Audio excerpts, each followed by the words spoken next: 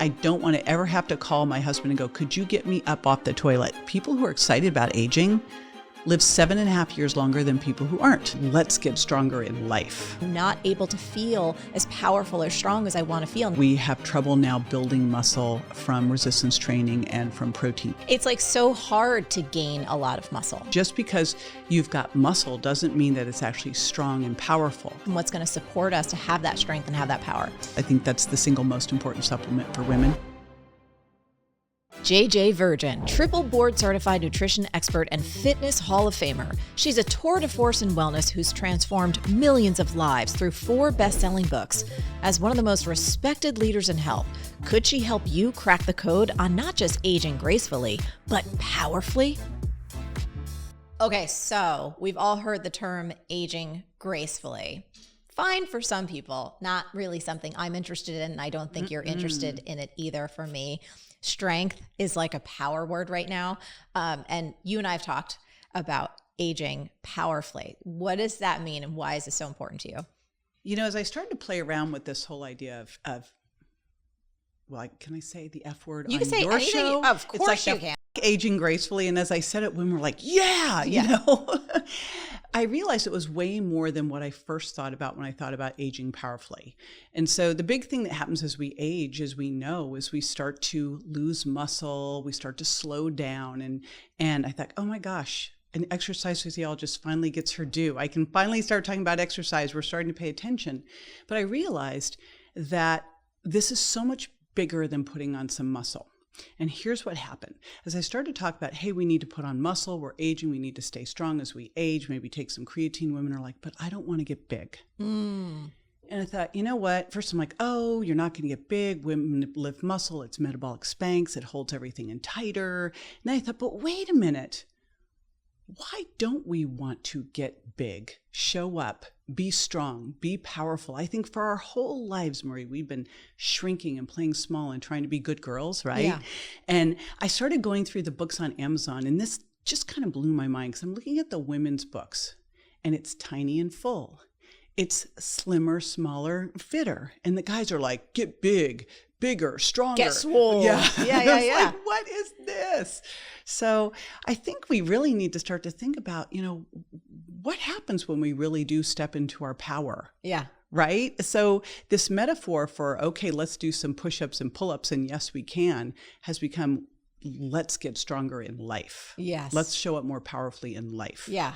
And so I want to talk too about all of the health stuff. I mean, you've been doing this for ever, like 40 Forever. Years, between your expertise in nutrition and exercise physiology and how much you've studied and how much you've helped people.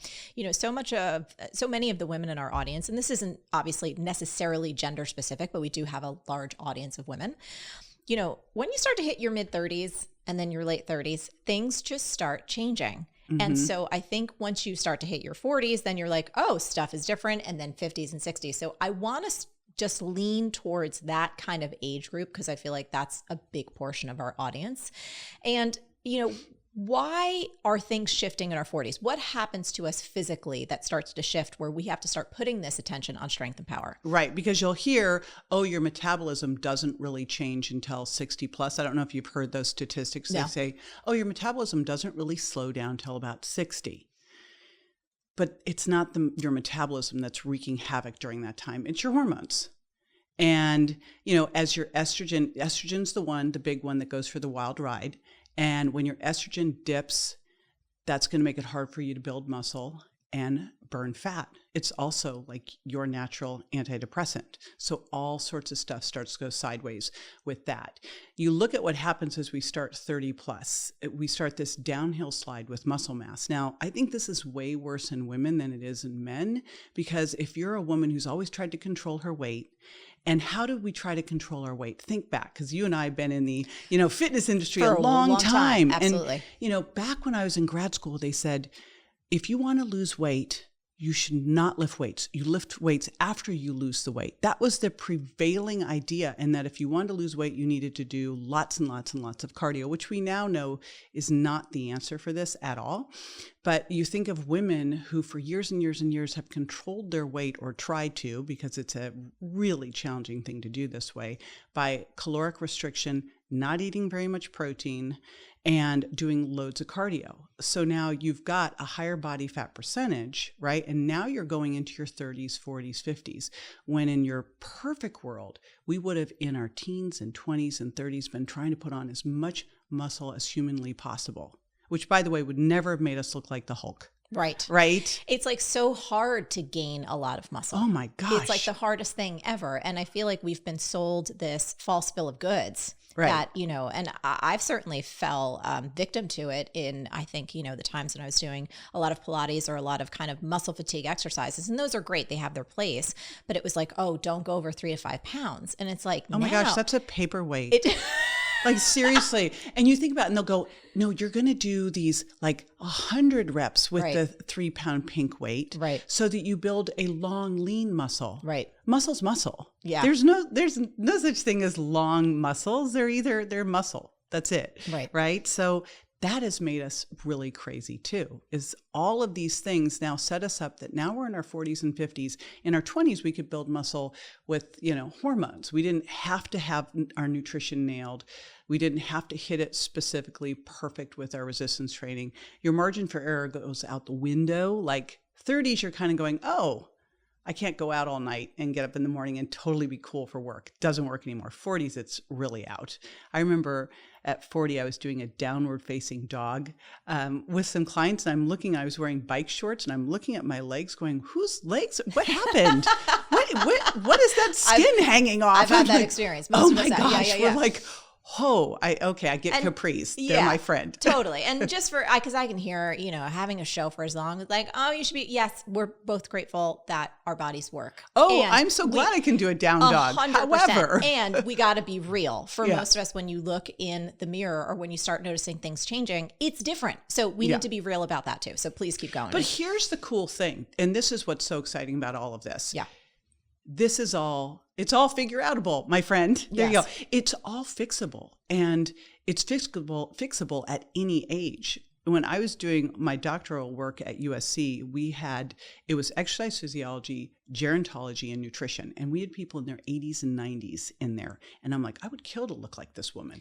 Yes. Strong, fit. I used to take people to Gold's Gym in Venice, and there'd be 70-year-old women who looked amazing. And were strong and vital and energetic and running around. And so that's kind of where we're going with this conversation. Exactly. And that's what we're talking about. Same thing. It's so exciting. So the deal is we have to offset what would happen in our 30s, 40s, and 50s if we weren't paying attention. And what happens, and doesn't have to, is that we start to lose muscle. And specifically, the muscle we lose mainly, is what's called your type 2. That's the stuff where you can do the fast move, the heavy lifts. So you got to counteract that by doing those exercises. And what's great about lifting weights is if you feel like you don't like the way you're looking, which in 40 years of helping people lift weights has never happened once in the history of like everyone I've ever worked with. No one said, gosh, I really don't like the way my glutes are looking now. After lifting weights. Ever. Yes. No one's ever said it that. to me, right? But if per se you said, oh my gosh, my glutes are looking just too full and bubbly and tight and firm. My butt's a little too round and lifted. I wish it could go back to where it was. Yeah. You just stop. Right. Right? You could stop. Yes. And so some of the stats too, I feel like about this so much. It's losing muscle mass, but also our strength and our power. Let's talk about that a little bit because that's been kind of an obsession of mine in recent years and definitely presently. I take a pretty intense dance class, usually about once a week. And so I'm very interested in strength and power because a lot of the moves that we do in that particular class require we're jumping, we're doing different things, we're changing direction very, very fast. And the BPMs in terms of the music, they are up there. It's not like a chill kind of hip hop groovy class. It's like, no, this is a performance type of class. And so talk to us just a little bit else about what we need to pay attention to in terms of that loss that most of us can expect unless we're doing something proactively to counterbalance it. Most of us who are listening now won't have to go through it. And even if we've lost some of it, now we can regain it. And that's what's amazing. It's never too late. Yes. To do this. So they say at about age 30, we start to lose up to 1% of our muscle mass a year. It doubles, by the way, at age 60. And that's your muscle mass. However, your strength is 2 to 4%. your power is somewhere in the 6 to 8% range. And so what we're really talking about is muscle quality. Just because you've got muscle doesn't mean that it's actually strong and powerful. And when you think about what protects you as you age, yes, some muscle protects you. If you fall, you've got, that muscle padding you. And if you're worried about bone density, if you fix your muscle, you actually won't have the issue with the bone density. But what really matters as you age is quality. And quality is muscular endurance, like how long can you do, push-ups, muscular strength, how many, that's one time of lifting something up. Can you pick up something super heavy, like, squat your weight or something? And then the power is how fast you can do something. When you think about it, what you're doing in that dance class, oh my gosh, most important thing ever, because after the age of 60, if you break a hip, the chance you will get out of the hospital and live a healthy life after that is small. 30% of the people who have broke a hip die within the first year. Wow. So if you think about what do we need to do to not break a hip? Well, we need to be able to catch ourselves quickly, right? So we've got to have great reaction time. We've got to be able to have that speed, and we need to be able to have the strength. And so that's why when we're looking at what we need to do to exercise, hey, we need to move more. I got some hate because I was like, walking's not exercise. Unless you're super deconditioned, walking's not exercise. It's something we are supposed to do every day. It's just like eating within a 12-hour window is not fasting. That's eating normally. Close the kitchen at night, stop eating. Yeah. And I think I love the nuance there though, too, because if someone is deconditioned or if someone is in a state where they haven't moved at all and their first step is walking, it's like, yes, that's your great first step. Fantastic. But we're not going to stop there. Right. Right. And that's the first part. Like, we've got to look at activity versus exercise. And step one really is like, be active. You live in New York City. You're so lucky because you actually walk places. Oh, and I'm carrying heavy shit all the time. It's fantastic. Yes. Where all the places that I've lived, it's like no one walks. Right. And even in Florida, where are the sidewalks? Right. Why do they don't have any sidewalks in most of the residential areas. So we're like, out there dodging cars. But you really want to get 8 to 12,000 steps. That's the sweet spot. More is better. But that's just what we do every day. That is flossing. Right? That is the thing that you do every day. We need to get that in, because if you think I'm going to work out 20 minutes a day, check off my list, sit the rest of the time. Right? And they just did I was reading a study where they had the difference between desk workers and people who just had a moving job, like the gal who was blowing out my hair. I go, look how great this is. You stand, you get to stand and walk all day long, like versus the people who are sitting at the desk. You've offset a lot of this, because she just started a hip hop class too. Yeah. If all you did was sit at the desk, you've now got to counteract that. And they're trying to put new exercise snacks into people at the office so they'll get up and move around, which would be amazing. So step one is move more. Yep. That is super important. And bonus points if some of that moving more is after you eat, especially your evening meal. Because if you eat after or exercise after your evening meal, walk rather, you're going to lower the blood sugar response to the meal. And you're also going to aid digestion. So it's a perfect thing to do. It'll help you prepare for bed. Not some like big old workout after dinner. No, like a 10-minute walk. Josh and I, that's pretty much, I'd say 80% of the time we do it. And a friend of mine, her moniker is the Glucose Goddess. And I read her book, and it was just like, that was one of the things that you must do. And it's so easy and it's lovely, and it gets you off the freaking couch so you don't watch another episode of X, Y, or Z. Right. I want to talk about weight loss, because I think, there's going to be thousands of people watching this right now, and a percentage of them are going to say, hey, I feel like I have excess weight and I want to lose it. And I think you have such an interesting perspective, because you say that we need to stop trying to lose weight. I'm actually in New York City to do that talk for doctors. Stop trying to lose weight. And, last year I had a medical issue and I had to go to a general doctor, then a specialist, then another specialist, then the hospital. And every single time they put me on a scale. And I thought, no one looks at total cholesterol and thinks they're going to learn anything from that. Why are we doing this with the scale? Why are we looking straight at weight? Why in 2024 are we not using scales that can tell us what that weight's made up of? Because the weight on itself, it's meaningless. My husband, Tim, weighs the same as he did in high school. And last year, I decided, and he went along for the ride. I'm like, I'm going to get in the best shape of my life for 60. So I'm going to go get a DEXA scan, because that's the gold standard for body composition. And a DEXA scan, we're used to doing this for bone mineral density, but it can also pull apart and look at your skeletal muscle mass. And what's cool is it can show you, are you even? Is your right side have more muscle than your left? It's going to show you visceral adipose tissue and subcutaneous fat. And why is that important? And this is really important because we tend to look at body now, and if we are looking at weight more than just, or body composition more than just weight, what we tend to look at is body fat and muscle mass. Here's the thing, we've got to unpack it farther than that, because just having subcutaneous fat, let's say that you're 30% body fat, but it's mainly subcutaneous, very little visceral adipose tissue. You might not like it, but it's not dangerous for you.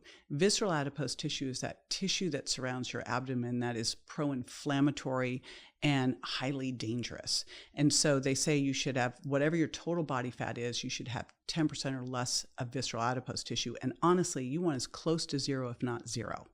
And what's interesting is there's very specific ways that you can impact visceral adipose tissue outside of what we typically do to lose body fat. So put a little pin in that and we'll come back to that. Okay, we will come back to that. Okay, good. So, which I think is fascinating, because where I'm most fascinated is, let's look at your weight. And so we looked at Tim's weight.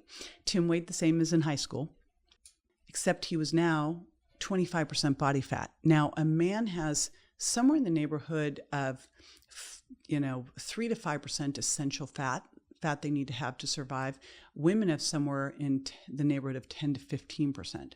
So an athletic male, which is what Tim is, would probably be somewhere in the 8 to 15% range.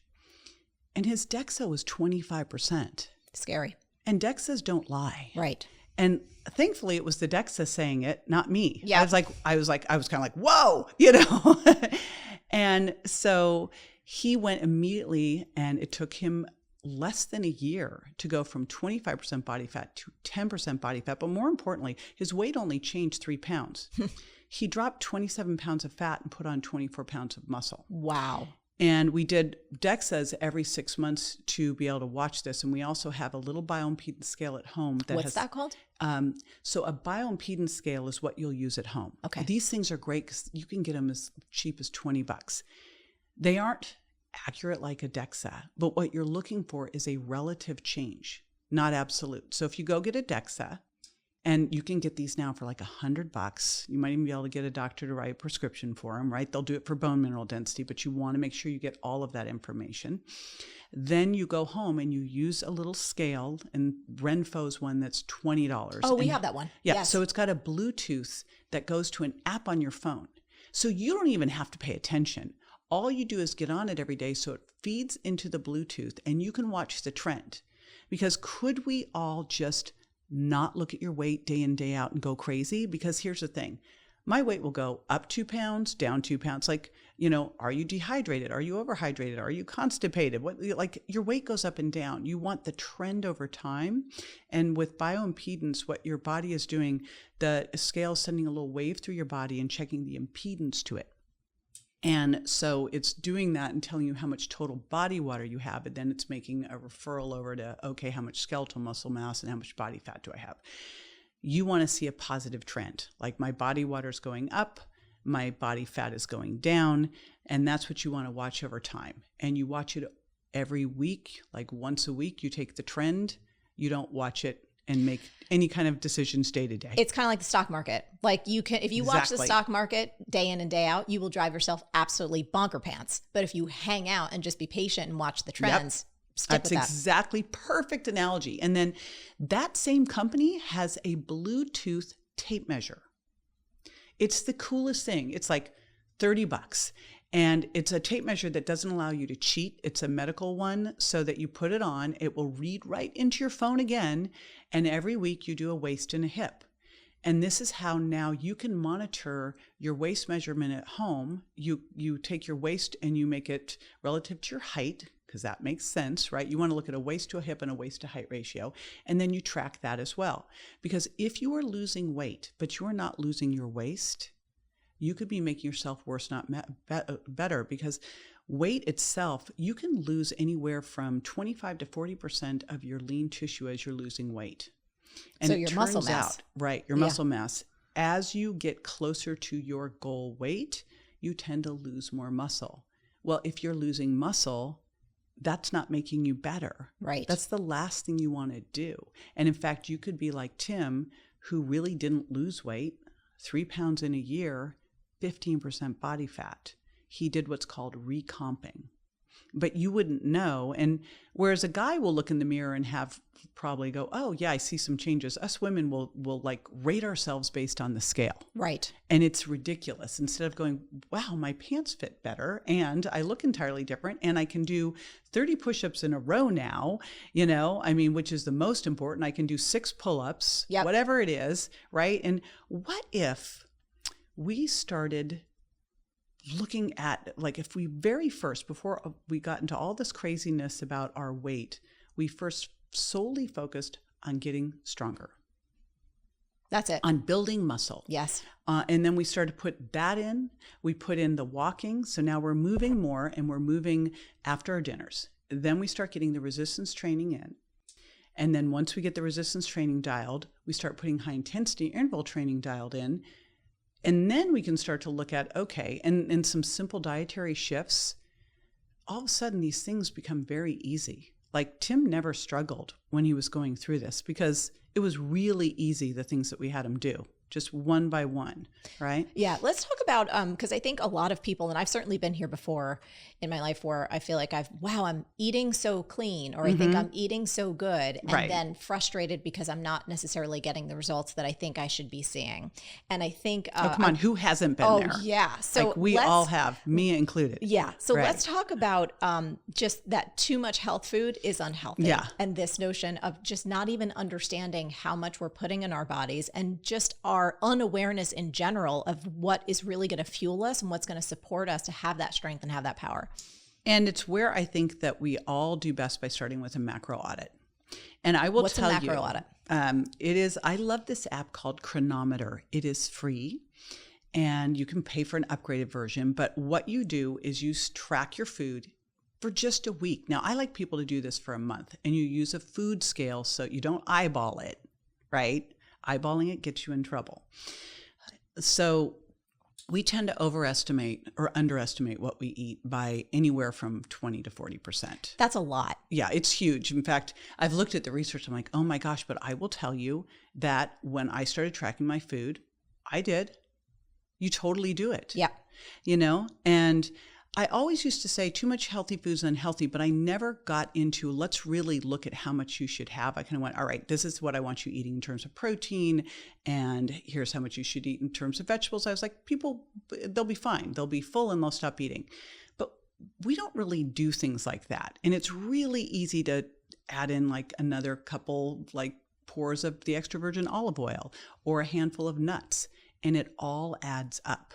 And the thing is, you could be eating totally healthy, but if you're eating more than what your body needs, it's going to go somewhere. Right. Right? It's going to go somewhere. It has to. This is just like thermodynamics. Yeah. And I want to talk about this for a minute because, again, I have this wonderful special gift of having a show for so long and being able to hear the audience even while this conversation is happening in real time. It's like I can lean into the future. For people going like, oh, but, tracking, it's really hard, or I don't want it to trigger certain, eating disorders around food, or I don't want to be obsessed. It's like you actually have to calm down for a minute. I think about that because if you don't have awareness, which I never used to have before I started tracking things, if you don't have awareness what a proper food portion size is, how are you supposed to know? If you don't have awareness on, the size of your bowls or what you're sticking in there or how all makes sense, you're going to wind up in this place where you're like, but I'm eating all the right stuff and I'm walking or I'm working out, but I'm not able to feel as powerful or strong as I want to feel. Nothing's changing. It's like, I just needed to say that out loud so that the people are like, meh. I know. Just hey, chill I out didn't for a want to minute. do it either. Yeah. And by the way, Tim was the big holdout. So when he came back with the 25% DEXA, I'm like, okay, now will you do the things I've been talking to you about? Yeah. Like, now will you do it? And what he discovered was like, the siete chips before dinner, the handful or two of nuts, the lots of extra virgin olive oil.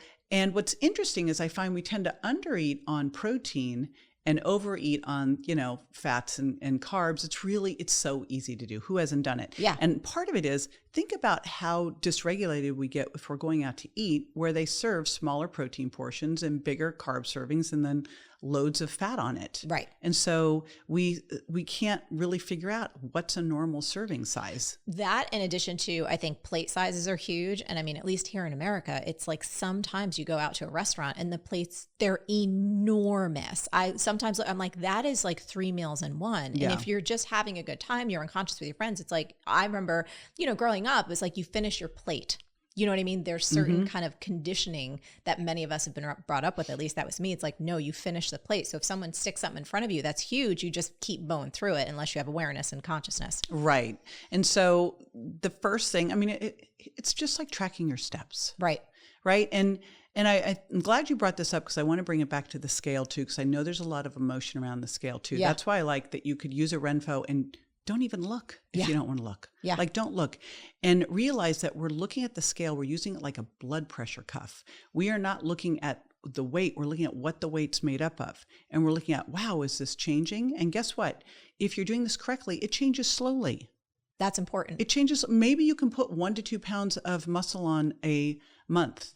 That's huge. I want everyone to really hear that this change is slow, but it's important. And I think you can start feeling better fast, which when we get to nutrition, we'll talk about that. Right. But just having those realistic expectations and understanding, especially as women, I've watched my weight on the scale go up and over a couple days, and times when I wasn't, it's usually when you're so good, it goes up. You're like, what the heck? Totally. Right. And you can get really disheartened and feel really frustrated and feel like, oh, nothing works. Screw it. Let me just go have that bag of chips. But I love that. So potentially 1 pound of lean muscle mass per month. Yeah. So it's 1 to 2. Here's the thing. Someone who's deconditioned and, hasn't been eating correctly, like hasn't been eating enough protein, et cetera, and they flip over into doing this, they'll see more results after the first, say, month, because the first month is a lot of neurological learning.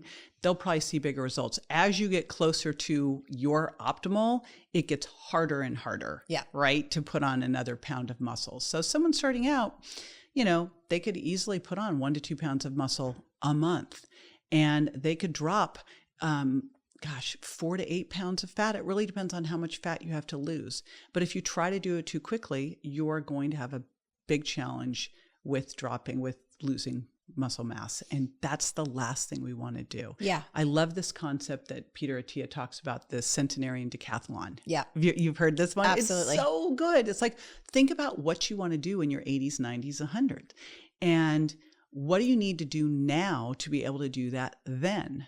And if that doesn't motivate you, think about what you don't want to do. I know for me, I don't want to ever have to call my husband and go, could you get me up off the toilet? Never. Like, I never want to have that happen in my reality, right? Yeah. Josh and I talk about that. Like, we talk about hiking together in Italy. We talk about the different things that we want to do. I know when we were in Santorini, and I was looking at these steps we were going up and down, and I was thinking, gosh, I want to come back here. Yes. And I want to make sure that I can come back here. And I remember thinking at the time, boy, this would be a tough place for someone to come in their 80s and 90s. I fully intend to be able to do that. And so what do we have to do? I just interviewed Dr. Andy Galpin, who I'm obsessed with, this amazing exercise physiologist. He goes, our most important thing is that we've got to have good leg strength. You think about it. That's getting you up the stairs. That's getting you up off the couch. So we have to focus on these things to build them. I want to go back to tracking. Let's talk about what we should track exactly and how to do it, how to get somebody started, because it is intimidating, but we know it's worth it. Okay. So here's the thing. Let's just do it for a month. That's it. We can do anything for a month. Let's just do it for a month. And the first week, all you do is track what you're eating. You don't judge it, right? Which that's going to be your biggest challenge, is not the tracking. It's mean girl sitting there going, oh my God, I can't believe you ate that, right? You just write down everything you eat. Here's what's crazy. If that's all you did, you would start to shift things. Yeah. Because all of a sudden you're going, I don't really want to have to write down that bagful of CAT chips. Yep. So I'll just skip it. But that's the first thing you do. You're just curious for a week looking at this. And what I'm really trying to get to is, what's your average calorie load that you're doing? And where's it coming from? And we'll kind of take the average over the week. The second week, we're going to now look at how much protein is optimal for you. Now, 30 plus, and especially 50 plus, the protein needs for everybody, not just women, are probably double of what the RDA is. In fact, the top protein researchers are trying to get this shifted, because they're so low. And the reason this is important is protein breaks down into amino acids, and there's a specific amino acid, this came from Dr. Donald Layman, called leucine, that you need in a high enough amount. Probably, I just saw some latest research that said probably 3 to 4 grams, but at least 2.5 grams to flip the switch for muscle protein synthesis. So we have to have enough protein a few times a day, at least twice a day, but probably 3 times is better, with morning being super important, morning and evening, because you're turning on muscle protein synthesis, right, in the morning. So the first thing that you're going to do is just start to now focus on protein, getting enough protein and tracking that and using a scale to make sure that you actually are getting it, right? Or when you're going out to eat, asking them the size of the protein portion. And so that's the next step. All you're going to alter is you're going to add protein, and here's the important thing. You're going to eat protein first. Now, I know we've heard a whole lot of eating vegetables first, and here's why I'm saying eat protein first. And I just saw it the other night when I went out to dinner. So I go out to dinner with a group of people. I just done this talk for the whole group. Now we're sitting out at dinner. I'm always fascinated to see what happens. Yeah. Right? I'm just kind of watching everybody. And one woman, she has a salad. And then she has some appetizers, more veggie stuff. Then she had a glass of wine. And then she ordered eggplant for dinner. I ordered a steak and I was planning to take some home for the next day. Thankfully, I had extra. So I'm looking at her, I'm watching her, and she goes, "You're watching me?" And I go, "Yes, I'm watching you." I'm going, "Where is your protein?" She goes, "I'm just so full." And I go, "Well, tell you what, skip the eggplant until you've eaten the steak and I'm going to share mine." She goes, "You're protein shaming me." I go, "I am, because I love you. I'm going to protein shame you because I care about you." Yeah, like it's a friend. You're 60. Yeah. You know, you need this. So this is what I see is I'm full.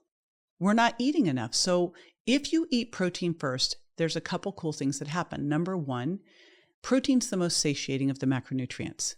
So you will tend to get full. I don't know about you, but if I'm hungry, it is really hard to not overeat. Absolutely. Right? I mean, come on, we're human. I'm going to eat, right? So number one, it's the most satiating. Number two, it's also the most satisfying. Because of what protein's used for in the body, like making neurotransmitters, it tends to shut down cravings.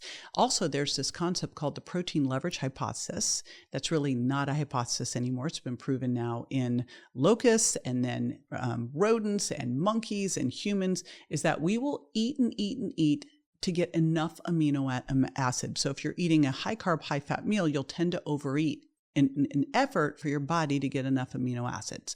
So when you eat protein first, you've got satisfaction, you've got satiety. You've also got the thermic effect of protein, which is 20 to 30% of the calories are expended in the digestion and assimilation of protein, contrasted with 5 to 10% of carbs or about 0 to 3% of fat. So if all you did was take some of the calories away from carbs or fat and put it into protein and kept your calories the same, you lose weight. Wow. That's crazy. And that study's been shown over and over and over. That's like not just one study. That's multiple studies showing that. So there's that. Now, the other cool thing is protein. Research has shown that protein, when you eat it first, you tend to make better food choices. Probably because you're not hungry. Right. And you're not craving. And so you're not crazy.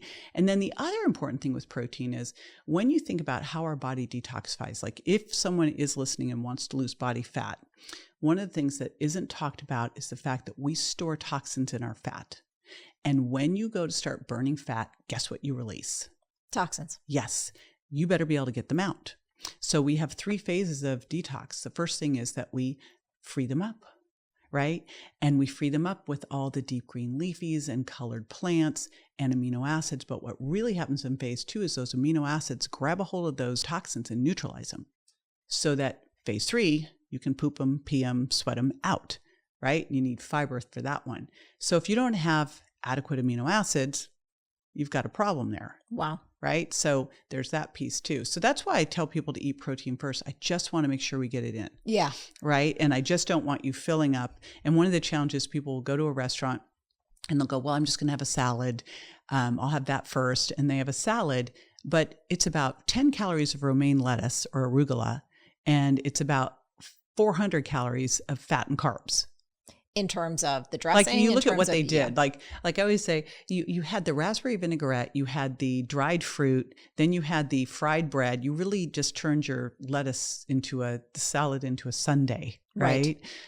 So if we could just start instead with the protein, maybe a shrimp cocktail or whatever, right? And just start there, get it in, then eat your non-starchy vegetables. Awesome. And see what else you even want. You'll be full. Let's talk about the amount of protein that one should have and how we can start to kind of calculate this depending on obviously who we are, what our goals are, things like that. And so I'm talking specifically for really 30 plus, because again, when you're in your teens and 20s, you can build muscle hormonally. So that shifts in our 30s, which is probably why we start to see the slide. And it gets worse, of course, 40s, 50s, 60s, and beyond. We have something called anabolic resistance, where we have trouble now building muscle from resistance training and from protein. So we actually have higher protein needs. Couple that with all proteins not created equal. And that's the other important thing. There is a big difference, and these are not my rules. I know that nutrition is this weird religious thing. Yep. And, I know I'm treading into this here. These are like, you can do this however you want to do this. And I have tricks for you if you want to do plant-based and still be able to do this. There are ways to do it. You just have to be a good little biochemist, right? You can do it. You can do it. But you can't do it without supplementing. You can't. Someone asked me that the other day at a lecture, and I go, you overdose on carbs and fat. You cannot be in the right amount of calories and get enough protein that way. So you're going to have to do some other things like protein powders and essential amino acids. It's doable. But the basic calculator is 0.7 grams to 1 gram per pound of target body weight. What's the body weight you feel great at? Me personally? I mean, not you personally, but I've been just throwing out. 140. Let's say 140. So let's say 140. So that would be, you would do 0.7, math on the fly. Oh my gosh. It's roughly about 100 grams, right? To 140 grams of protein. I really like as a baseline for people to get at least 100 grams of protein a day. And if you are eating more plant-based, because you are not, there's a couple different things you have to look at. The digestibility of the protein. Plant-based tends to have more fibers, it's lower digestibility, the bioavailability of it, and the balance of the essential amino acids. Animal products are higher in all that. Plant products are lower in all that. So if you're going for plant, you're going to need more. One of the ways you can get around it is to do essential amino acids with it so that you can get the things that you need that you aren't going to get in the right balance from your food. Someone said this statement, I go, that's really perfect. They go, plants have their amino acid profile to make plants. Animals have their amino acid profile to make animals. So that's the challenge that you have there. So, okay, so we looked at that formula. What are some of the easiest ways to get more protein in, both if you are a carnivore, you eat meat, and both if you're plant-based? So for people who eat animals, if you are not dairy intolerant, I think whey protein is probably the mother lode of all of it. Now, for most people who are dairy intolerant, which includes me, it's me too. However, for a lot of people, it's the casein that's the trigger. And you really don't get that in whey protein isolate. So you might be able to do that. So that's one. And again, if you are not dairy intolerant, Greek style yogurt can be another amazing one. The other ones that you have, chicken, fish. I especially love fish, seafood, because it's really rich in creatine, which we will definitely have to talk about. I think that's the single most important supplement for women, creatine. Plus you have fish oil in there, and fish oil now has been found to be anabolic. Not only is it anti-inflammatory, it can help you build muscle. Mm-hmm. Plus it's got vitamin D. So like fish for the win, just make sure it's clean fish, right? Not lake fish. And then grass-fed, grass-finished meats. And I wish I could say bison and those things. I don't. You probably do. I don't. You don't eat bison? I have. Game, that kind of stuff. Yeah, I wish that I could say I do that. But grass-fed, grass-finished, chicken breasts, easy peasy. Yep. If you are going to do eggs, if you're not egg intolerant, egg white and egg yolks. So what I do is I'll have people do like 2 whole eggs and then some egg whites to get up to enough protein. Because if you try to do it with eggs alone, you'll end up with a lot of fat from the egg yolks. Mm-hmm. And you still want some of the egg yolks, a lot of great nutrition in there. But it's really like you end up with like, I think 5 or 6 eggs. It's how about crazy. plant-based? If you're plant-based, how are you getting there? So plant-based, obviously the things that we know that are higher, like lentils to me are some of the better ones, right? So beans and quinoa and nuts and seeds but the thing I have people do is spike all of that. So and what do you mean? So I love starting out the day and using Siggy's makes a coconut yogurt that is 4 grams of sugar that has pea protein in it. So you could use that one, and then you can add in some extra like pea protein with that. So that's an easy one. I just use protein powders because like that's how you're going to do it. Yep. And use some essential amino acids if you need to. Like count and see what you're getting. Because remember, really with plant-based proteins, you really want to hit 40 grams. Now, if you are not soy intolerant and don't have thyroid issues, soy is better amino acid profile than the other ones. So it just depends on how you do with it. Yep. So that's an option too. And that opens the door to a lot more things. But there's things like Good Karma has a flax milk that's got pea protein added to it. So you just have to become a good investigator of these things. So that's some of your favorites. So I heard flax milk specific. So brand. I like this Good Karma flax milk that's got the pea protein in it. I like the Siggy's coconut yogurt that's got protein in it.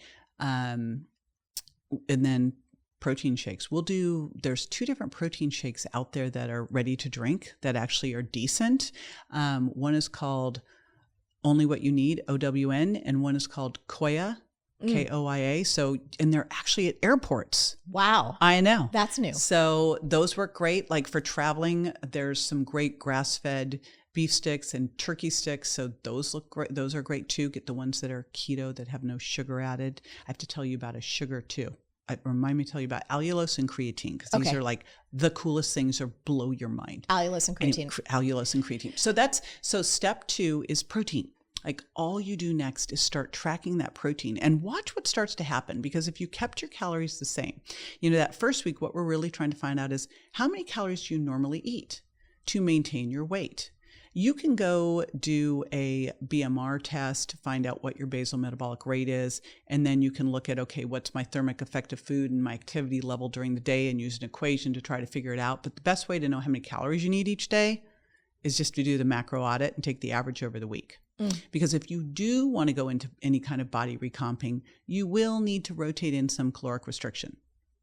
And I used to never talk about that. I was like, no, we're not going to talk about calories. We're going to solely focus on what your food's made up of and it'll be fine. And then I went, actually, that was not true. Because if you do want to recomp, you're going to have to look at some caloric restriction. It's just what we do. Thermodynamics, yeah. But there's a really cool way to do it that's going to help you hold on to or build muscle and help you avoid diet fatigue.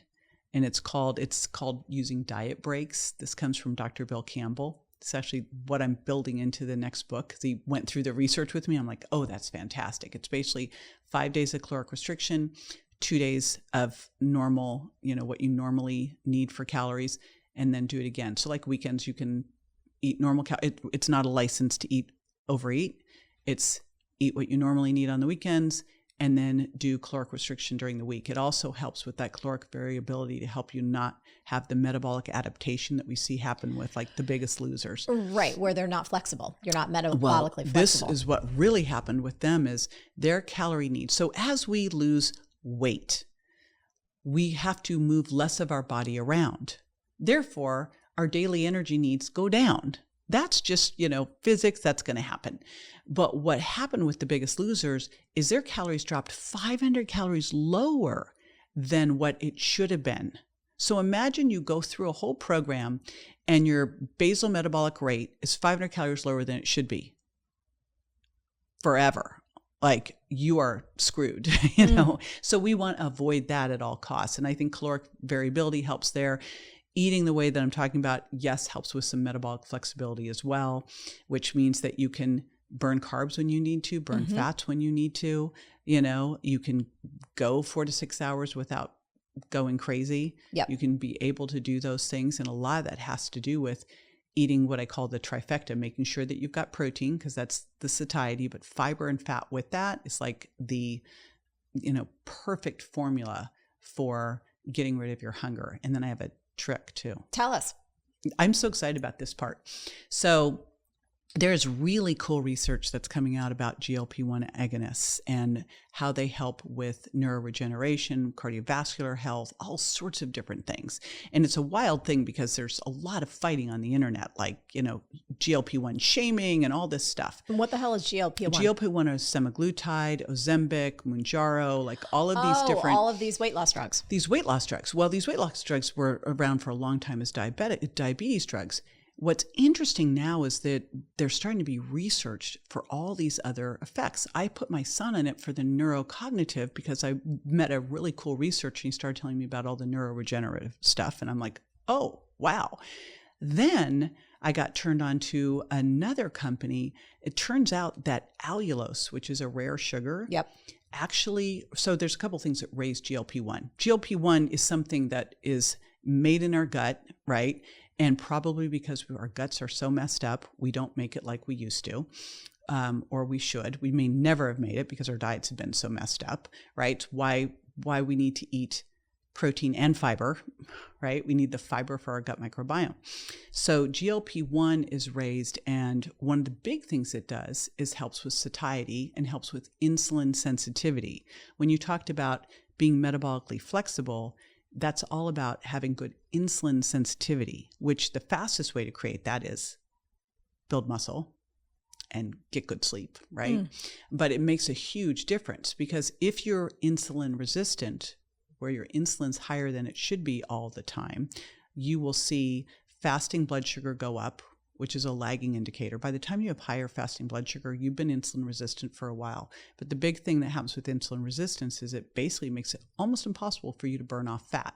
And then therefore it makes you hungry all the time because you can't, right? You always feel like you need some incoming. Well, it turns out that this allulose sweetener it's a rare sugar, comes from things like dates. It doesn't raise your blood sugar. It doesn't raise your insulin. In fact, if you take it before you eat a candy bar, it will lower your blood sugar response. Wow. Because it raises GLP-1. It acts like a GLP-1 agonist drug, but it has a short half-life. Like it might work for about 4 to 5 hours. But basically, you can take 10 to 12 grams of this sweetener. It won't have any calories, and it's going to lower the blood sugar effect of the meal. So allulose, for me, my familiarity with it is as a sugar, basically like a substitute if I'm going to make brownies, if I'm going to make the thing. It's the perfect one. But what you didn't realize is that you were actually, it's a therapeutic supplement. Like I am now making a point of taking it. I'm trying to get it in before each meal. Wow. There are doctors using it to get people to be able to titrate off of GLP-1 agonist drugs, to be able to use them as weight loss drugs. But just think about anyone using a sweetener. This is the sweetener of choice. It's amazing. Like I'm kind of blown away by this one. Yeah. So, if I was going to look at what would be a perfect thing, it would be, stir it into whatever you were having in the morning, or if you were having coffee. My biggest challenge is I actually don't like sweet. Yep. So I'm like, oh, good for you. I mean, I'd take salty, and we all have our things. Yeah. We all have our vices. I'm usually a salty person. I'm just too. a crunchy, salty person. I'm not a sweet person, but I probably would do sweet and salty completely happily. Yes. Right. So the other thing I've heard you talk about tracking, which I think is important in terms of building muscle mass, is hydration.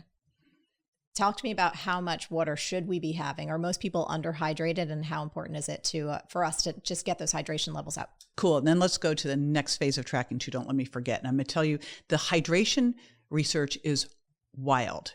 So even mild dehydration, like 1%, can start to raise cortisol. It can start to lower your metabolism. In fact, we know that when you drink water, you boost your metabolism for about 30 minutes. So just drinking water makes an impact, right? But dehydration can actually make you store fat. Now, this is research from Dr. Rick Johnson, who wrote the book, Nature Wants Us to Be Fat. And what he discovered, he's the big fructose researcher. And what he discovered is that if we are dehydrated, we actually take glucose from the liver, convert it to fructose. Now, what we know about fructose is it's a very different sugar than glucose is. And in fact, one of the things I wrote in the Sugar Impact Diet was glucose gives you fuel, fructose gives you fat. because fructose doesn't really have places to store in the body. And so it can convert into glucose into the liver to be stored as glycogen, but there's not much space there, which is why we have this epidemic of fatty liver, right? In kids.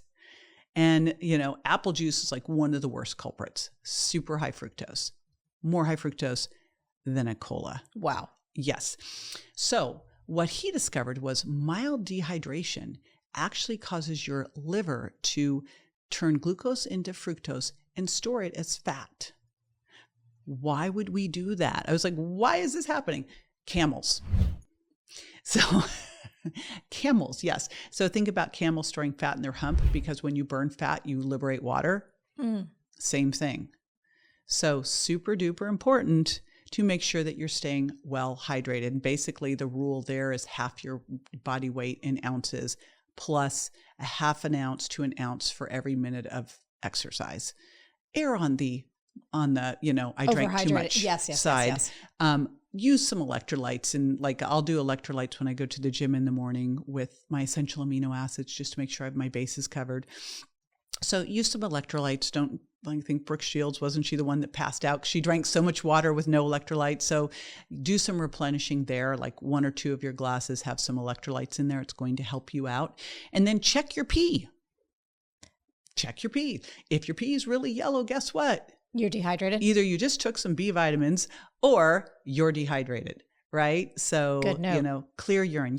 There you go. Little hack. You keep mentioning amino acids. Tell us about what are the amino acids you take and what form do you take them in? So I just take a powder essential amino acid blend. Now here's the thing. There's some really cool research that shows that if you take essential amino acids, you're doing your protein and you didn't quite get what you needed. Maybe you were plant-based. Maybe you got 20 grams of protein where you really needed 30 or 40 grams. The essential amino acids are like the insurance policy for that, to make sure that you got what you needed. So for me, I think it just makes sense, because I hear so often, especially from women, I just can't eat all that. Right. That's why I say eat it first. And what would happen if you had your smoothie in the morning, then went off and worked out with your essential amino acids and some electrolytes?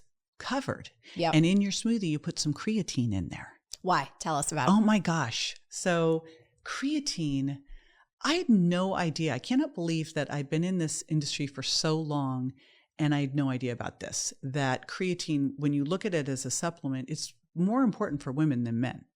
So women have 70 to 80% less tissue stores of creatine than men do. Creatine is something that is going to help us work out harder, recover faster, can help with muscle, can help with bone density, can help with our mood. In fact, they did a study on postmenopausal women, and they found that when they gave them creatine, it was more effective than just giving them like an antidepressant alone. So it helps with cognition, it helps with depression, it helps with skin wrinkling. What? I know. So it's and we're creatine just for not the win. getting, I know, right? And we're just not getting that much. So the deal with creatine is, and at first when I was first using it, I was like, oh, just take 5 grams, you'll be fine. I'm really playing around with this because one of the issues is that it may cause water retention. It's transient, but what I've done now is looked at it and went, what would happen? I take 5 grams every morning, I'm fine. But I think when you're first starting, if you just started and took 1 gram 3 times a day, it takes you about a month to get up to tissue stores, which is where you want to be. And then likely you're just fine after a week, just taking 3 grams at once.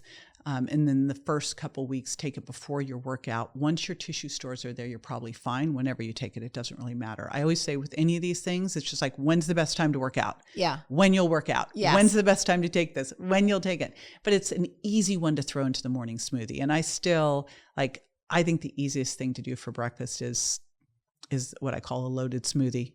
So right? What's in it? A loaded smoothie would be protein powder. I use that Good Karma flax milk. There's other now milks out there that have proteins added into them as well. So I'll just do that. I'll put in, depends what I'm feeling at the time, maybe a little bit. I like to use a half of a barely ripe banana because that's going to have more resistant starch, which actually is really good for raising butyric acid, which helps you burn fat. So that is why cooled potatoes, cooled rice, these things can be great for raising butyric acid in the colon. So I'll do that with some ice. I actually don't, I would love to say I put a bunch of greens in there too. Yuck. But I eat so many vegetables throughout the day. So. Yeah. But if you're one of those people that can do that, like A+ for you, and then I'll do some fiber. So I'm either throwing in some extra fiber or some chia seeds or a little avocado or some freshly ground flax. I really like for women freshly ground flax, good phytoestrogens in there. And what are you aiming for? About 50 grams of protein? I get about 50 grams of protein in, but again, I'm, 6 feet tall. Yes. So I'm a tall drink of water here. So that's my goal. I tend to eat about 150 to 160 grams of protein a day. Sometimes as low as 140, but that tends to be, sometimes I'm up at 180. Wow, that's ambitious. Yeah. And I'll tell you, you're better off erring a little bit on the higher side than the lower side with these things. How come? Right? Because of getting the right amount of essential amino acids. So if someone was going to err, and also I got to tell you, since I really started tracking protein and making sure I was getting enough, I've had to watch to make sure I'm maintaining my weight and not losing. When you start to eat protein first, it is so satiating that you actually have to start watching, and it's so thermic. Like, just think about that. If you shifted, your calories, some of your calories over, right? And now you're eating less and it's more thermic. You're going to start. And you're holding on to more muscle. Yep.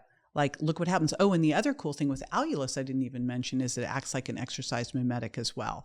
Now, I don't know, there's something with it, and I haven't understood the mechanism yet of how it's helping with supporting with muscle mass development, but it's doing that too. So that's cool. I think it might be because of helping with insulin sensitivity, because that's important. But back over to tracking, because we did the first week, all you do is track. Yep. No judgy. Observing. Tracking. You're just the observer, curious. And then the second week you add in the protein and you eat it first. And that's all you do. And you just kind of pay attention, like, how's my satiety? How satisfied am I? What's my energy level like? Because just like vegetables will help you with blood sugar control, so will protein. Yes. Right? And so will allulose. Had to throw that in. The next week, let's really start to get into it, because this is when you are now at a point where you could start to do body recomping if you wanted to, where if you go, I really would like to lose some fat, hold on to or build muscle, which is going to require some caloric restriction. That's where you could, for 5 days, take 20 to 25% of your total calories, cut it down, don't take it from protein, right? Make sure you're getting in. I love 10 servings of non-starchy vegetables a day. I think that's the best, with it being a cup of raw or half a cup cooked, and 2 servings of fruit, maybe 3 if you're super active. You get healthy fats in your protein. You can add a little bit more in your cooking, and then see what else you need. Yeah. And, I just want to say this too. I think it's so important, because for anyone, again, once you're in your kind of mid 30s and then you're in 40s, 50s, like, you start realizing stuff does change. And while it may seem like a lot of work, it's like, oh my God, this is overwhelming. It's actually not. You know what's really overwhelming? Being really sick. Yes. What's really overwhelming is trying to navigate the medical system and trying to heal yourself. So yes, there's some upfront, quote unquote, investment that you need to make in terms of your education and learning and testing, and maybe that little food scale. But the long-term gain, the ROI on taking care of your health and starting to think about this differently, I don't think it can be calculated. It's priceless.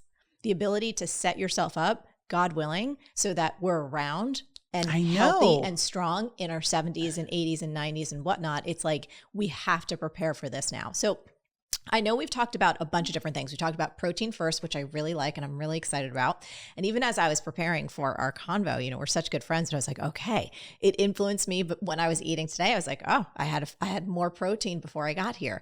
Now, the second pillar is about lifting heavy things. And this is what gets me really excited. So I've also been that person. Like, at 16 years old, I was in Gold's Gym on the Jersey Shore. So I love lifting weights. And there was just a period that I didn't do it because I was just really busy doing other things, and it just wasn't my priority. But now it's like, oh, I go to this class here in New York City that's called Liftonic, and it's basically a dungeon. And we go in there, and there's benches and there's dumbbells, and you throw around a lot of heavy weights. So great. With excellent form. The instructors are fantastic. So it's all about form first, but they're also very direct about, hey, if you got a little more in the tank, I want to see you push it, even if you get once, just one rep in and then you drop and you go to something lighter. So that's been really fun. So talk about the power of lifting heavy things. What's the best way for someone watching right now to get started, especially if they're intimidated and they're like, I don't know what the hell to do. Where do I start? I don't even want to go to a gym because I'm embarrassed or I can't afford it, anything. What would you say to them? Yeah. And you know what's great now? And again, what you just said, a lot of this stuff is just a learning curve. Yes. But it's so much easier. Like that little chronometer app. I used to have people write everything down on, and then they would have to show me the paper, the little food scale that's $10. I mean, there's so many easy things now to be able to do this. I mean, a $20 bioimpedance scale that goes to a phone. So I would love to give a global of how we're going to do this exercise prescription so that people really know what to do. And again, wherever you are, wherever you're starting, it's great you're starting. Like if you're listening, you just started. So now we're started. And the very first thing, of course, is tracking those steps and making sure that you're getting your 8 to 12,000 a day. And I've gotten once you're used to it, you'll know, okay, I've hit it.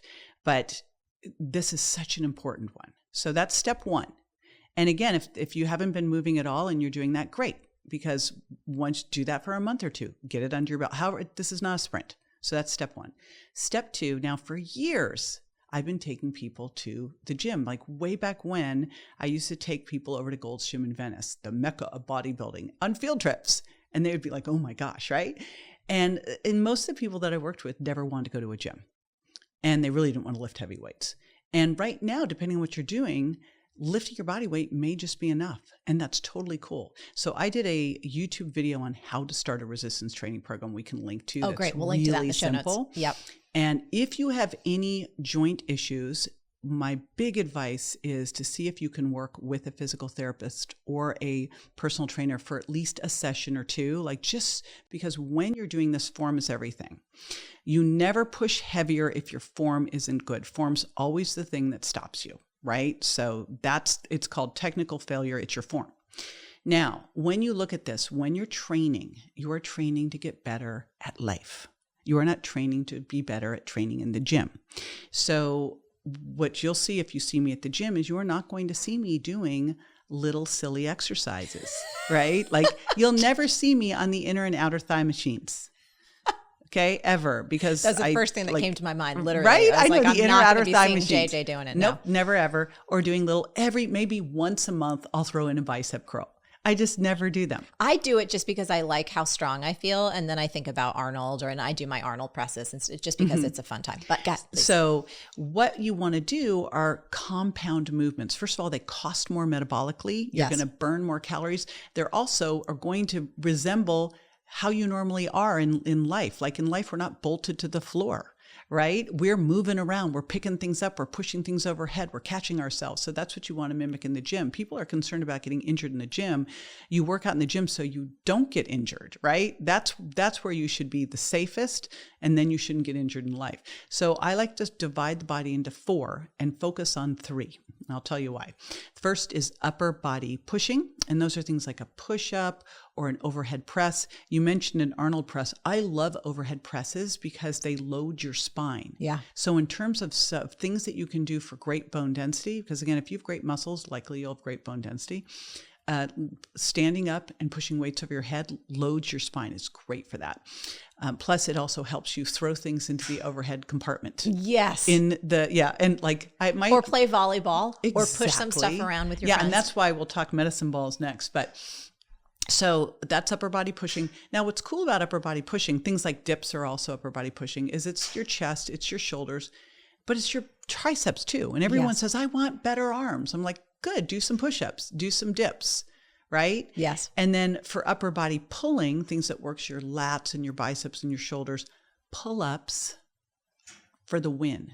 And one of the biggest reasons I love pull-ups, and I've got to get this on video because I have my husband. I can do 6 now. I can do 4 sets of 6. I'm so proud of myself, except I was just with another girlfriend. She's like, I do 10. I'm like, okay, all right, I'm going to be Competition competitive. on. Yeah, Like, absolutely. these are the things we can be competitive in, Yeah, right? totally. So, but at 6, he spots me on the rest of them. And then a lot of these gyms have little assisted pull-up things. So I love those. I haven't been to a gym for a while, but I really need to go do that. And those were great because they help you build your confidence and start to like really get the form down. Right. And you can also use a band to help you. But the reason I love pull-ups is because they improve your grip strength.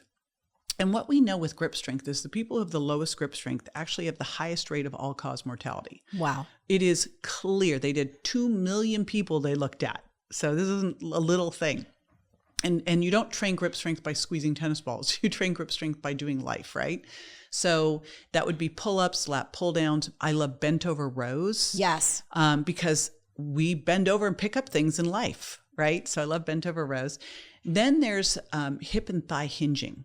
So this would be things like squats or step-ups or lunges or the deadlifts, okay? And then there's core. Now, core, I actually don't do much of core. I will throw in things in between sets here and there, but core, things that work your back and your abs. If you're doing squats and you're doing pull-ups and you're doing push-ups, you should be using your core all the way through.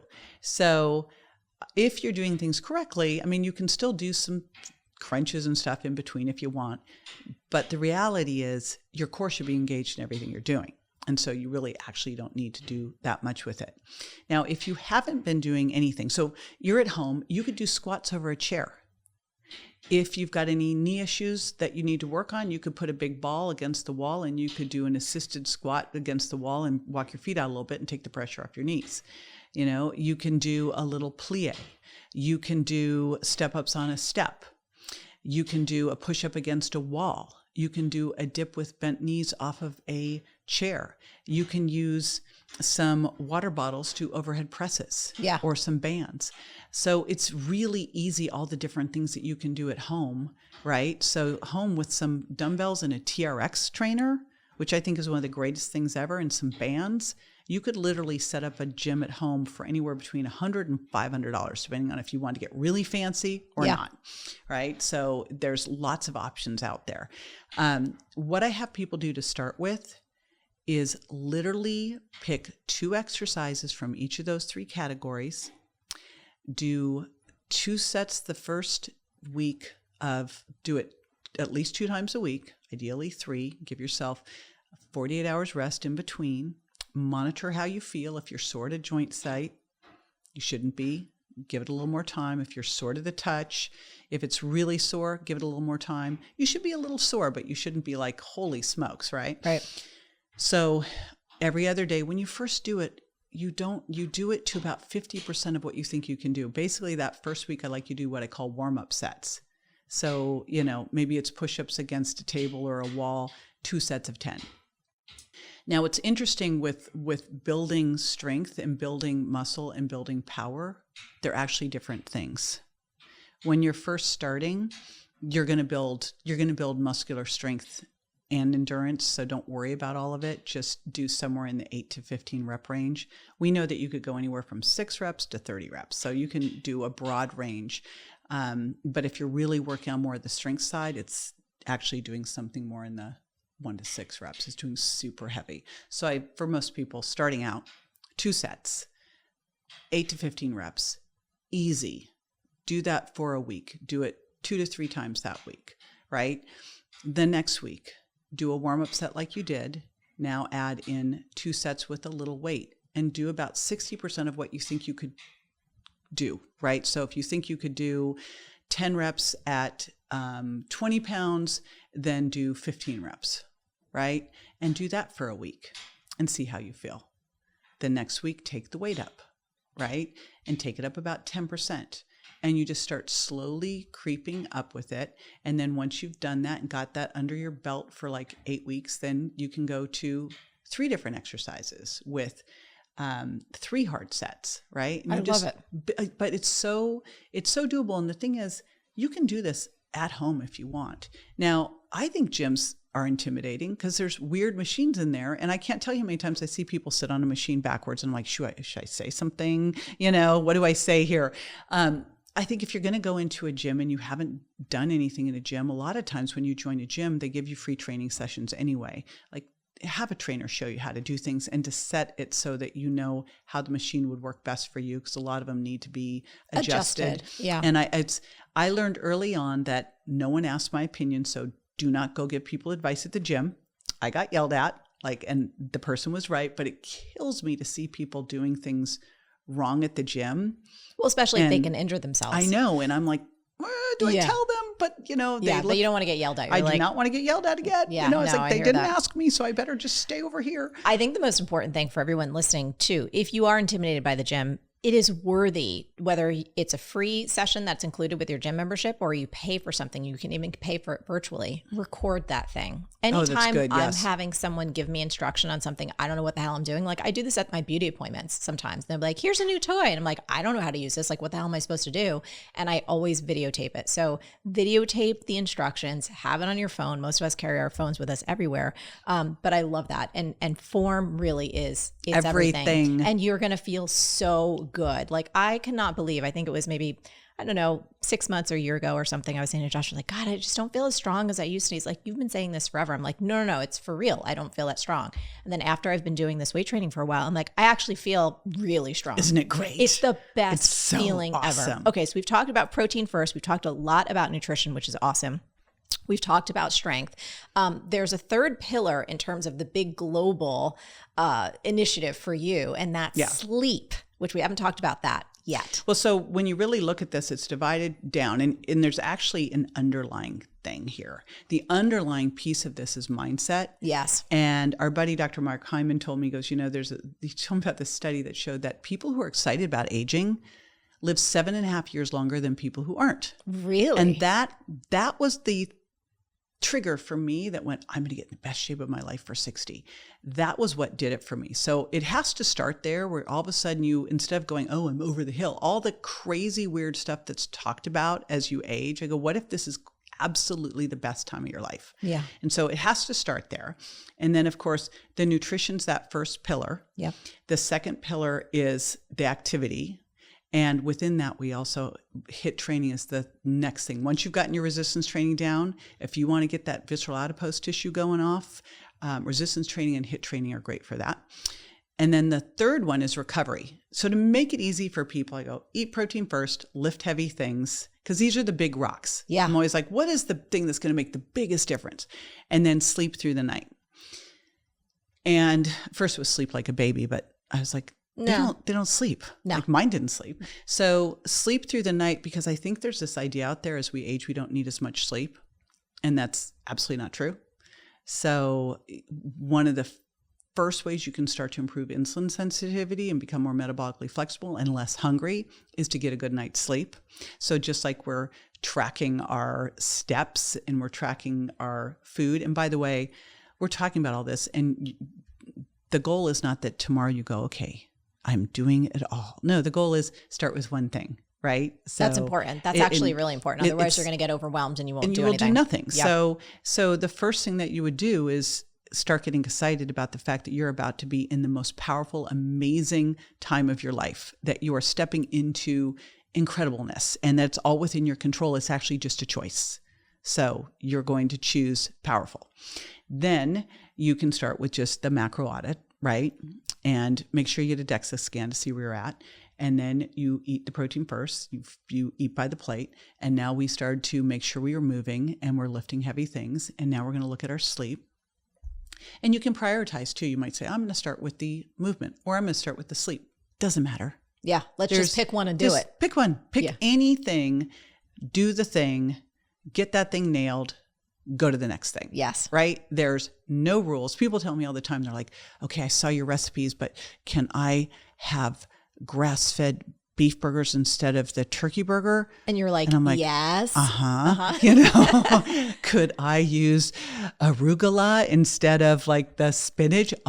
Yep. So, this is your choice. And you also pretty much know what probably is the thing that needs to be addressed first. Yes. So, and any one of these things, if you choose them, will make such a difference. And that's what's super cool. Yeah. So with sleep, the very first thing is just, again, to start tracking it. I find for most of us, we just don't prioritize it. I used to do this. I was like, I'd totally steal from sleep. And I'm at the point now where if it was between, okay, you can get a good night's sleep or you can get a workout in, I'm choosing sleep. And I will always choose sleep. Yeah. I've turned down a lot of things and a lot of, different social things, even work things. I'm like, nope, not going to take that flight, not going to do that because it's like the recovery. I know. It's essential. It's and everything. the recovery nowadays, like we will not do those crazy early morning flights. Yeah. The recovery now is brutal. Yeah. Like it takes you days. Yeah. So this is really important. Like I'm so careful when I travel to look at when, what's my sleep going to be like? Do I need to time zone? We actually put into the schedule time zone adjusting so that I can do it. So that's the first thing is prioritize it, is actually realize that it is important. No, we don't need less.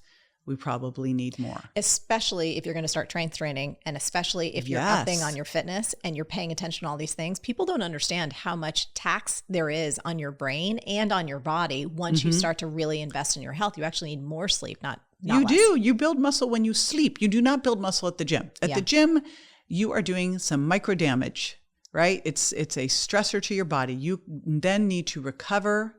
And so there's more recovery beyond sleep that you can do, but the biggest one, the big rock, is sleep. I don't know how to help someone without sleep. I used to work with a bunch of people who were on Broadway here. Yeah. Nightmare, because they go to bed at 2 a.m. Right. It was always struggling with their weight, right? Even though they were dancing and everything, it just because it is going to create problems with insulin resistance over time. And cortisol. So we're getting good night's sleep during the normal circadian rhythm. This is really, really important. If you are a shift worker, the best thing you could ever do is stay on that shift all the time and then mimic daylight and evening, because you really have to get your body consistent. So that's step one. And I find with most people, they're just not making time. And, just doing the good sleep hygiene, hot bath or sauna, if you can. Saunas are fantastic if you can do this. And there's like now little one-person ones that are really inexpensive. So if you can pull off a sauna, it's one of the best things you can do. It helps with muscle recovery. It's an exercise for mimetic. It mimics intense exercise and helps you sleep, and it detoxifies you. But a hot bath does it too. So hot bath with Epsom salts, fantastic. Dim the lights, cool it down, 68 degrees, get comfortable pillow. I'd say don't have your dog sleep with you, but I would be lying. So yeah, that's a tough one. Kuma is like a pain in the ass, and he's amazing, and we love him, and we're like, he's just going to be here. I know our dog's dog spread. I swear, I woke up this morning. I went, they are like in one long dog spreading line. I'm all the way on one side, Tim's all the way on the other, and so I was just interviewing another sleep expert, and he goes, "Yeah, don't let your dog sleep with you." He goes, "I do." We all do. We all do. We all do it. So there you go. And things that may help with sleep, besides obviously, don't look at the tech at night. That's the biggie. We all know that. And dim the lights. We found these cool things. We actually even travel with this. They are Philips. They're Hue lights. So have you heard of these? Yeah. Oh my gosh, these are great. And they have portable ones you can travel with too. I didn't know that. So this is why we have 3 suitcases. We'll never be the carry-on people that you are. I'm so impressed. But we actually even travel with a coffee pot. So these lights, you can program them through your phone. They're not expensive. They're like $40, and they'll turn red at night. They'll mimic daylight in the morning, because in the morning, the first thing you really want to do is you're awake, look at the light, look at the sunlight, right? Tell your body it's time to wake up. At night, you're now mimicking moon and taking it down, and that Philips Hue is fantastic. Things that can help there too, like some evening meditation. I read a good book, but not a great book. That's always my rule. It cannot be a great book, because it'll keep you up and it'll stimulate you. Not put the book down. I will not do it. And things like magnesium is fantastic, potentially melatonin or L-theanine or 5-HTP. So play around with those. Amazing. I've heard you talk about this is kind of bringing back up to a high level, but just some of the common mistakes that people might be making throughout their day, like morning, noon, and night, specifically around nutrition. So, okay, we know these big 3 pillars. We know we've got our protein first. We know that we're going to lift heavy things and move. We know we're going to prioritize our sleep and really take care of that. For folks who are out there and they're running as fast as they can and just trying to get by, what might some of the mistakes that they would be making during the day, morning, afternoon, and night? For example, they have their favorite morning drink that they think is just fine, but it's sending them metabolically into disaster zone. Or the lunch that they might get and they think is healthy, but again, it's not doing them any favors. So the first thing I want everyone to think about is that diets are actually tools. And there's so many different ones out there. Oh my gosh. There's vegan, paleo, endless things. So that's the first thing. And you want to make sure that whatever you are doing, that you're doing it for the goal outcome that you have. And so one of the big mistakes I see people doing is skipping breakfast to intermittent fast to trigger autophagy. Now here's the challenge. Intermittent fasting is an interesting thing. It can be really good for restoring insulin sensitivity. However, I am not a fan of skipping breakfast because when we wake up in the morning, I think we should eat breakfast somewhere in the hour or two after we wake up. Wake up, let your pancreas have time to wake up again and get insulin going. This is the challenge when we eat late at night. Our pancreas is like, I've snoozed, not really pumping out insulin. Now you ate. Probably a big carb thing because most people are not eating like a roast at night, right? They're eating cookies or whatever. And now your body really isn't pumping out the insulin. You wake up in the morning, you'll see your high blood sugar and you'll see your poor sleep score. So stop eating ideally 3 to 4 hours before bed, at least 2 hours before bed. Get up in the morning, eat within an hour or two of waking up. I think 2 hours is probably perfect. So watch this idea of intermittent fasting. The best way to trigger autophagy is to exercise. We have no idea how long it takes to trigger autophagy, which is our cellular cleaning. We have no idea. There's no biomarker to measure it. So it's all like guesswork. Everyone's like, oh, it's 18 hours. Is it? Is it 24 hours? Is it? Who knows? But exercise triggers autophagy. So let's exercise. It'll be great. And what you eat first in the morning really is the most important. So you'll see people do like a juice. And a juice itself, when you look at this, oh my gosh, this is a fast way to kick your blood sugar up. And there's something called the second meal phenomenon, which basically you're going to start this hormonal response. It's going to bleed in. It's going to keep things going. Now we've got higher blood sugar, higher insulin, and it's just started a blood sugar roller coaster. Same thing with like a skinny latte too, right? I'm going to go by the coffee shop and I'm going to get the skinny latte and the healthy morning muffin. I remember I went through the calories of this healthy morning muffin at the little coffee shop, the healthy grains one, it had the same amount of carbs and sugar as 2 Hostess cupcakes. Wow. And I think to myself, it's so deceiving because no woman would go to Starbucks, see 2 Hostess cupcakes and go, I'll have those. That's a great breakfast choice, right? No one ever would do that. And yet here we have this healthy morning muffin posing. It's a poser, right? With the little health halo. That's just a carb bomb.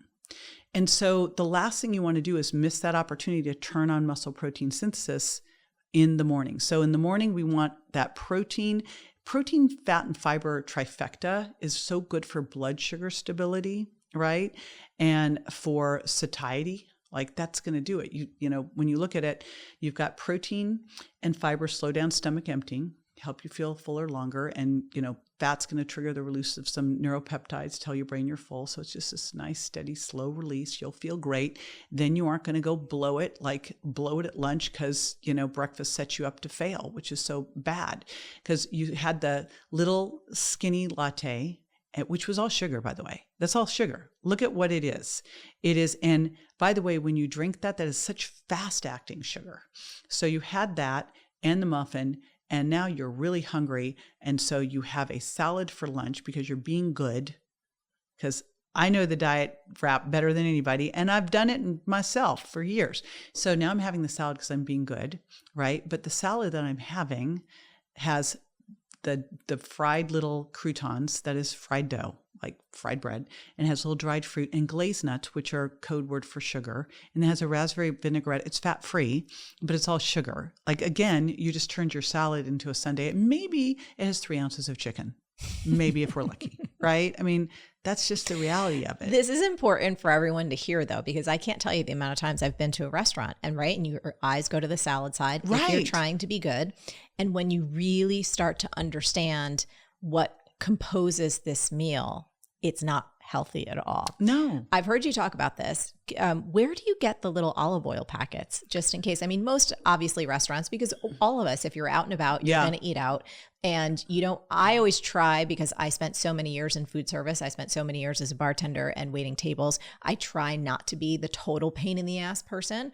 And I care about my health. So I'm always trying to balance those two things. So I've heard you talk about little olive oil packets. Who makes them? So you can get them on Amazon. I'm not sure who it is that makes them.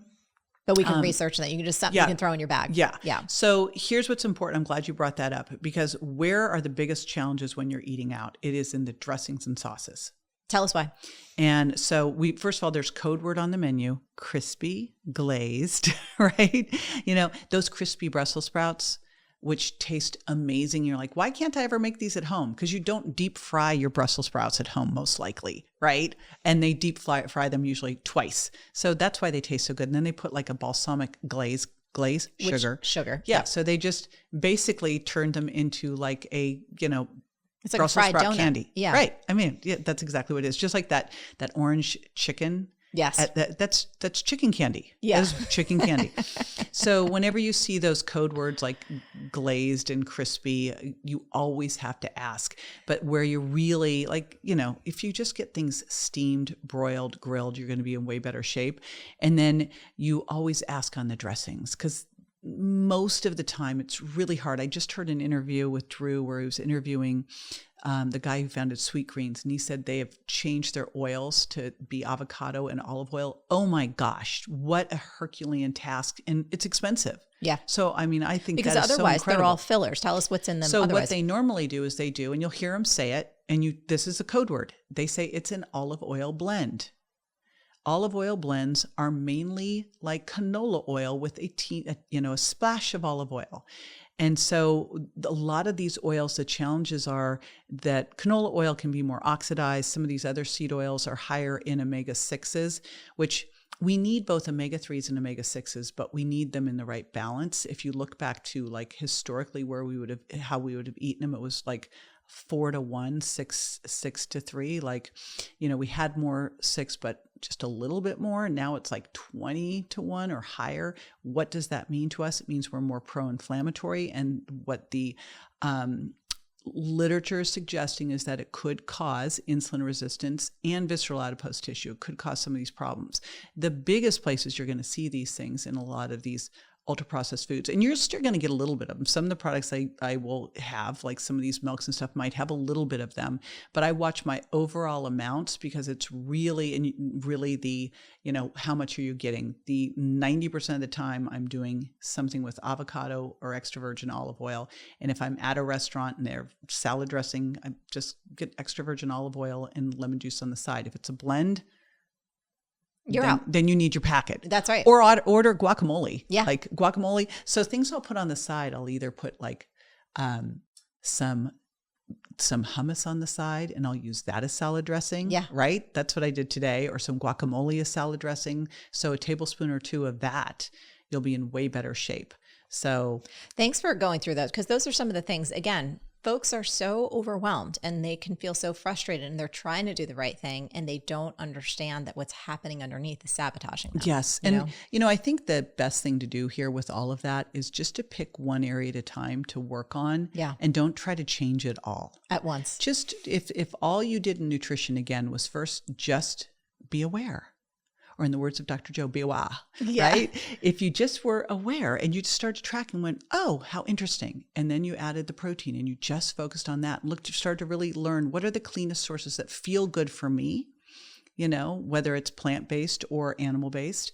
And then once you did that, then start to really look at what are the different ways I can have non-starchy vegetables, and maybe have I been eating them in a way where they turned them into dessert, because let's face it, Brussels sprouts don't taste that great on their own. I like them. I like them roasted in olive oil. I do too. Yeah, I really love them. But gosh, there was one restaurant I went to and I was like, okay, I cannot have these. I mean, this is ridiculous. Yeah, it's candy.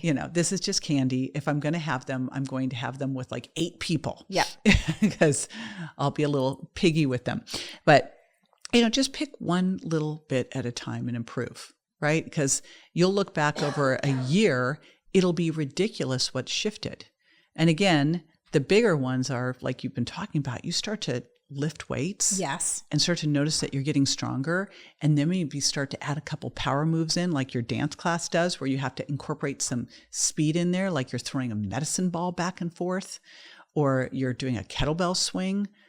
Holy smokes, you'll look back after 6 months and go, look at me. Yes. Right? Who am I? I feel amazing. Who am I? And it's such a different focus than, when I was at that at SC in their graduate program, never once, all these 80 and 90-year-old athletes, no one was talking about losing weight at all, ever. Everything was focused on muscle and strength, right? If all you did was go, okay, I'm going to eat protein first. I'm going to start lifting heavy things. I'm going to sleep through the night, and I'm going to see how strong I can get. And I'm going to focus on how I can improve my muscle mass. You will end up shifting your body composition, right? So why don't we focus on those first? I love it. Let's wrap with talking about the mindset piece, just the mental game of aging.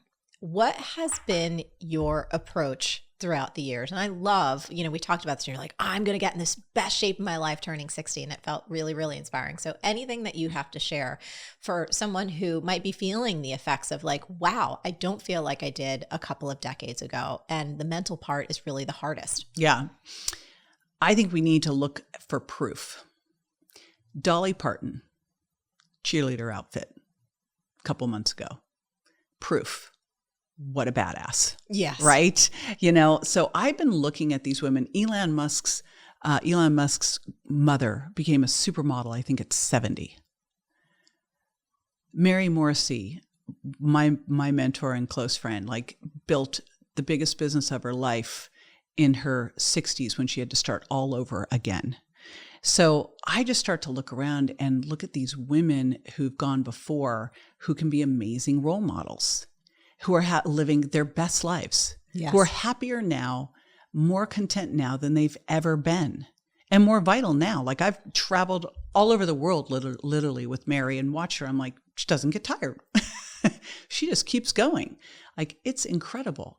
So instead of looking at, the people that are complaining and telling you what can't be, even on Instagram, you'll see women in their 70s doing pull-ups. Start to get proof that this can be the best time of your life, and then absolutely see yourself there and live into it. JJ, thank you so much. This was so much fun to finally have this conversation, and you're an inspiration to me. I know we've been dear friends for a long time, but I'm really excited about this. And thanks for breaking it down. Thanks for always texting me and checking in and making sure that I'm taking my creatine or I know about this next supplement and that next thing. It's totally selfish because I want to have you around to play with. Yay! You see? There you go.